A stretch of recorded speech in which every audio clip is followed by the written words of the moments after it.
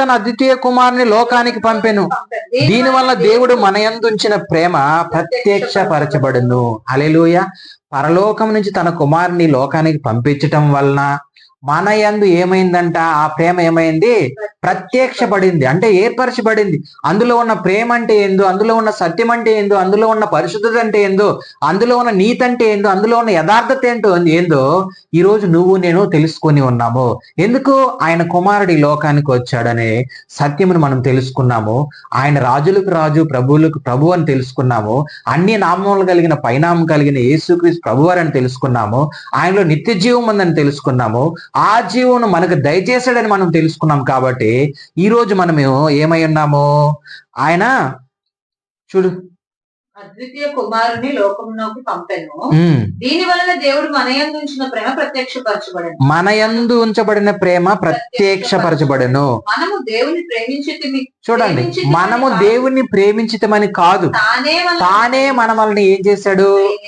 మొదట ప్రేమించి మన పాపములకు ప్రాయశ్చిత్తమై ఉండుటకు, మన పాపములను ప్రాయశ్చిత్తమైనటకు కుమారుని పంపెను. తన కుమారుని లోకానికి పంపాడు. హల్లెలూయా. ఇందులో ఏముంది? ప్రేమ ఉంది. అందులో ఏముందంట చూడు. ఈరోజు మనం పంపిస్తామా ఎక్కడికైనా? ఇప్పుడు ఈరోజు 4 రోజులు మనం ఇలాగ బయటికి పంపించాలని అంటే వేరే దగ్గర క్యాంప్కి మనం ఏం చేస్తున్నామో ఆలోచిస్తూ ఉన్నాం. మన పిల్లలు అక్కడ ఎలా చేసుకుంటారు, ఎలాగా ముందుకు వెళ్తారు, 4 రోజులు ఎలాగ ఉండాలి వాళ్ళు లేకుంటారు. కానీ పరలోకంలో ఉన్న తండ్రి మాత్రం అలాగ ఆలోచించలేదు.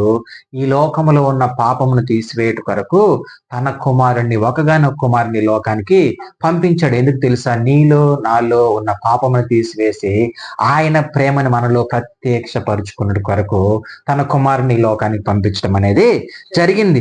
అయితే చూడండి, మన పాపములను ప్రాయశ్చిత్తమైనకు తన కుమారుని పంపెను.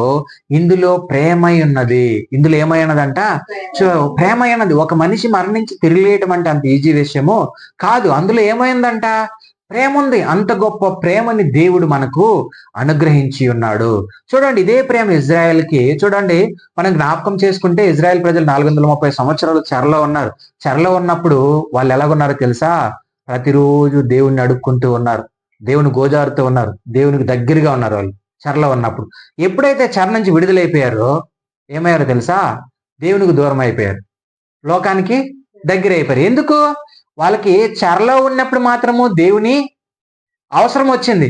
చెర నుంచి బయట వచ్చిన తర్వాత ఏమైందంటే వాళ్ళు లోకంలో ఉన్న ఈ లోకాశల్లో పడిపోయి దేవునికి దూరం అయిపోయినారు, లోకానికి వాళ్ళు దగ్గర అయిపోయారు. దేవుని ప్రేమకు దూరం అయిపోయారు, లోకంలో ఉన్న ప్రేమకి దగ్గర అయిపోయారు. అయితే మనం జ్ఞాపకం చేసుకోవాల్సింది ఏంటంటే 2024 సంవత్సరాల క్రితం నీ కొరకు నా కొరకు ఆయన ఈ భూమిపైకి వచ్చి మరణించి తిరిగి లేచి ఆయన ఇచ్చిన గొప్ప ప్రేమ ఏంటో తెలుసా నీకు? ఈ లోకం నుంచి నిన్ను ప్రత్యేకపరిచాడు. హల్లెలూయా. నువ్వు జ్ఞాపకం చేసుకోవాలి దాన్ని. ఆ ప్రేమ చూడండి, సిలువ సైతం జయించిన ప్రేమ, పాపమును జయించిన ప్రేమ, సాతాను తలను చిత్తగొట్టిన ప్రేమ. ఆ ప్రేమ నీకు నాకు అక్కడ జయించటం వల్ల ఆ ప్రేమ నువ్వు నేను పొందుకొని ఉన్నాం. ఇక్కడ ఇంకొకటి మాట జ్ఞాపకం చేసుకుంటే 11వ వచనం చదువు. ప్రియులారా, దేవుడు మనల్ని దేవుడు మనలను ఇలాగ ప్రేమింపగా మనము ఒకరినొకరు ప్రేమింపబద్ధులమై ఉన్నాం. ఏ మానవుడు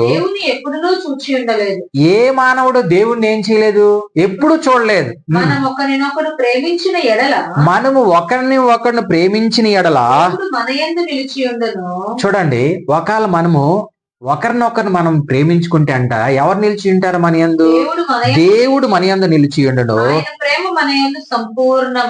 హల్లెలూయా. ఆయన ప్రేమ మన యందు ఎప్పుడైతే సంపూర్ణంగా ఉంటుందో ఆ రోజే నీ జీవితంలో ఆత్మ ఫలములు ఫలిస్తాయి. హల్లెలూయా. ఆయన ప్రేమ మనలో ఉంటే మనం ఏం చేస్తామో తెలుసా?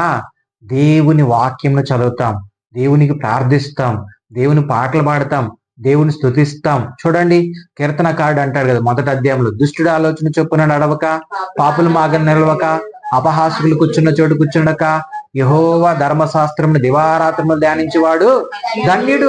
వాడు నీటి కాలంలో నాటబడిందై ఆకు వాడక తగిన కాలమందు ఫలమిచ్చు చెట్టు వలె ఉంటాడు. హల్లెలూయా.